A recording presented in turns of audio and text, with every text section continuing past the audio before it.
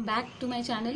Dr. Ritu Kochar, practicing homeopathy since 20 years and recipient of 3 gold medals in homeopathy. इस video में मैं आपको बताऊंगी कि जो कोरोना पैंडमिक इंडिया में छाया है उससे हमें बचने के लिए क्या क्या स्टेप्स ले सकते हैं। 3 पॉइंट्स है इस वीडियो में। नंबर 1, यदि आपको सर्दी खांसी बुखार है तो ज़रूरी नहीं कि ये कोरोना का ही फीवर है, ये नॉर्मल फ्लू भी हो सकता है।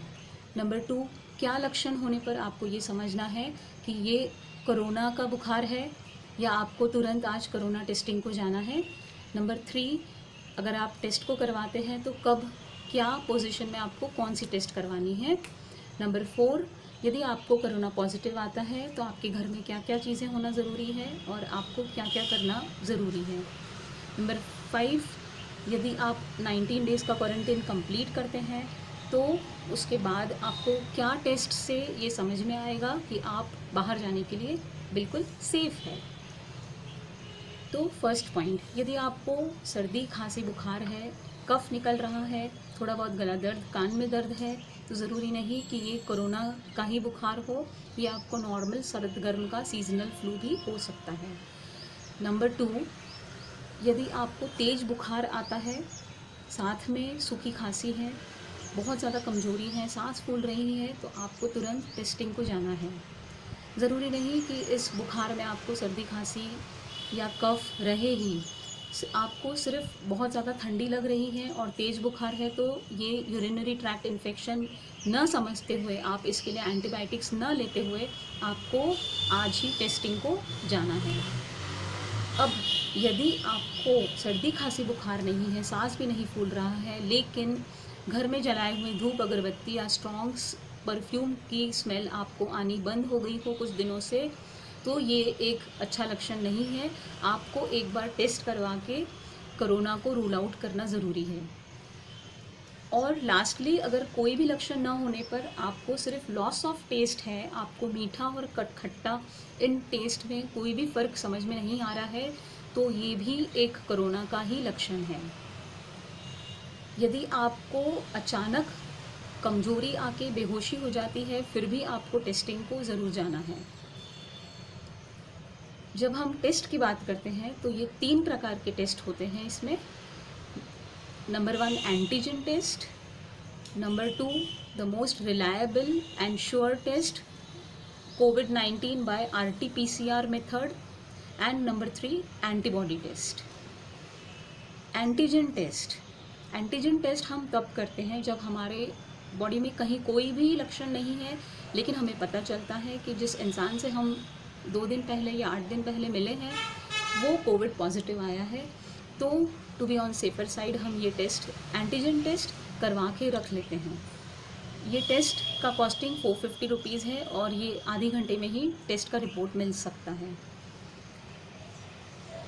अगर हमें श्योर एंड शॉर्ट डायग्नोसिस को जाना है तो COVID-19 test by RT-PCR method, जिसका टेस्ट रिज़ल्ट आने को 1 दिन लगता है, जो कि गवर्नमेंट मेडिकल कॉलेजेस में फ्री ऑफ कॉस्ट है। और यदि आप प्राइवेट हॉस्पिटल्स में करवाते हैं, प्राइवेट पैथोलॉजी में करवाते हैं, तो इसका कॉस्ट 2200 है, जो पहले 4500 था। Number 3 is antibody test. Antibody test हम कम्युनिटी इन्फेक्शन को रूल आउट करने के लिए करते हैं, जिससे हमें पता चलता है कि यदि हमारा एंटीबॉडी टेस्ट पॉजिटिव आता है तो हमें कोविड आकर चला गया है, हम असिम्प्टोमेटिक हैं।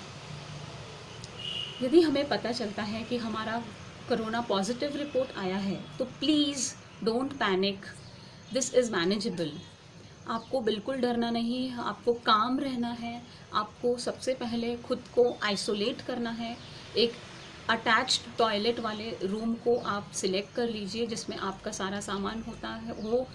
और मोस्ट इम्पॉर्टेंट, आपको हर 3 घंटे में अपना टेम्परेचर रिकॉर्ड, अपना ब्लड का ऑक्सीजन लेवल चेक करते रहना है। इसके लिए आपको एक डिजिटल इंफ्रारेड थर्मोमीटर और पल्स ऑक्सीजन मीटर, ये 2 चीज़ें बहुत इम्पॉर्टेंट है। यदि आप डायबिटिक हैं तो आपको आपका ग्लूकोमीटर भी साथ में रखना ज़रूरी है। इसके साथ यदि आप हर 3 घंटे में गर्म पानी पी सकते हैं और गर्म पानी की भाप ले सकते हैं, तो आपको स्टीमर की भी ज़रूरत पड़ सकती है। एंड थर्डली खान पान, इसमें आपको विटामिन सी, जिंक और प्रोटीन सप्लीमेंट्स वाले डाइट बहुत ज़रूरी है। इसके आप सप्लीमेंट्स भी ले सकते हैं या फिर फूड में आप इसे विटामिन सी के लिए आप नींबू, मौसम्बी और पाइनएप्पल का सेवन ज़रूर कीजिए। साथ में glucose water, coconut water and plenty of fluids बहुत ज़रूरी है। इसके साथ में आपको प्रोटीन डाइट और मिल्क, ये दोनों चीज़ें बहुत ज़रूरी है। तुलसी, गुड़, अदरक, हल्दी, ये मेन इंग्रेडिएंट्स है इंडियन सोसाइटी में जो हमारे इम्यूनिटी बूस्टर्स हैं। और हीमोग्लोबिन बढ़ाने के लिए आपको गुड़, that is jaggery, Manuka and अंजीर, ये 3 चीज़ें रखना बहुत ज़रूरी है। नेक्स्ट पिक में हम ये देखेंगे कि जब 7th डे में वायरस थ्रोट से लंग्स के तरफ ट्रैवल करता है तो क्या क्या कॉम्प्लिकेशंस हो सकते हैं। नॉर्मल इंसान में जिसका रेजिस्टेंस बहुत स्ट्रॉन्ग है, ये नॉर्मली इन्फेक्शन कॉम्प्लिकेशन को नहीं जाता है। हमारे नेचुरल इम्यूनिटी से हम इसके साथ लड़ सकते हैं। बट जिन केसेस में इम्यूनिटी कमज़ोर होती है, फॉर एग्ज़ाम्पल प्रेग्नेंट लेडीज़ या ओल्ड पीपल, बच्चे, साथ में ऐसे पेशेंट्स जो स्टेरॉइड ट्रीटमेंट पर है, एंटी एलर्जिक मेडिसिन्स लेते हैं या फिर नेज़ल स्प्रेज बहुत लॉन्ग टाइम से यूज़ कर रहे हैं, ऐसे लोगों की इम्यूनिटी वीक होती है। इन लोगों में कॉम्प्लिकेशंस होने के ज़्यादा चांसेस है। 7th डे को ये वायरस जब लंग्स में जाता है तो ये निमोनिया, तेज बुखार, गीली खांसी और फाइब्रोसिस ऑफ लंग्स, जिसमें फेफड़े कमज़ोर और बेजान जैसे हो जाते हैं, सांस लेने में बहुत ज़्यादा तकलीफ़ होती है। इसमें ऑक्सीजन सिलेंडर का यूज़ होता है, इसीलिए यदि आपका ब्लड में ऑक्सीजन लेवल 95 के नीचे जाता है तो आपको हॉस्पिटलाइजेशन के लिए जाना बहुत ज़रूरी है। तो ये 7th डे के बाद हमें कॉम्प्लिकेशंस का ध्यान रखना है और इसे मैनेज करते हुए चलना है। इसके बाद यदि आपके 19 डेज़ क्वारंटाइन के कंप्लीट हो जाते हैं तो आपको क्या करना है। आपको फिर से RT-PCR test, covid testing by RT-PCR method ये करवानी है। यदि ये नेगेटिव आती है तो वेरी फाइन, बट यदि ये पॉजिटिव आती है तो आपका CT लेवल जानना ज़रूरी है। इसमें यदि ये लेवल 24 एंड अबव है तो आप किसी को भी ये इन्फेक्शन पहुंचाने के लायक नहीं है, आप सेफ हैं, आप बाहर जा सकते हैं। That is control threshold level. यदि ये 24 के नीचे है तो आप अभी भी सेफ नहीं हैं, आप किसी को भी इन्फेक्शन पहुंचा सकते हैं। 19 डेज़ में जो आपका क्वारंटाइन टाइम है, आपको खिड़की दरवाजे रूम के बंद रखना है, क्योंकि आप जब खांसते हो, बोलते हो तो ड्रॉपलेट्स 1 मीटर से लेकर 3 मीटर्स तक डिस्टेंस तक ट्रैवल हो सकते हैं। इसलिए आपको ये सेफ्टी बहुत ज़रूरी है। इसके लिए आपको मेंटल स्ट्रेस, डिप्रेशन ये डेवलप हो सकता है। इसमें आप अपने कमरे का एनवायरनमेंट क्लीन और सुगंधित रख सकते हैं, अच्छे बुक्स पढ़ सकते हैं, म्यूज़िक लगा सकते हैं, meditation, yoga and light exercises, ये आपको बहुत हेल्प करेंगे। छोटे छोटे प्लांट्स, पौधे यदि आप अपने रूम में रखते हैं तो इससे आपका माइंड बहुत फ्रेश फील करेगा।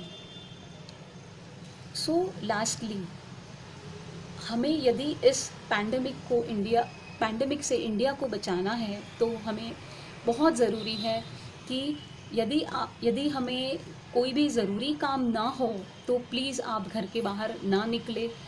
यदि बहुत ही ज़रूरी है तो ही आप घर के बाहर निकले, क्योंकि अभी हम ये कम्युनिटी स्प्रेड के लेवल में हैं।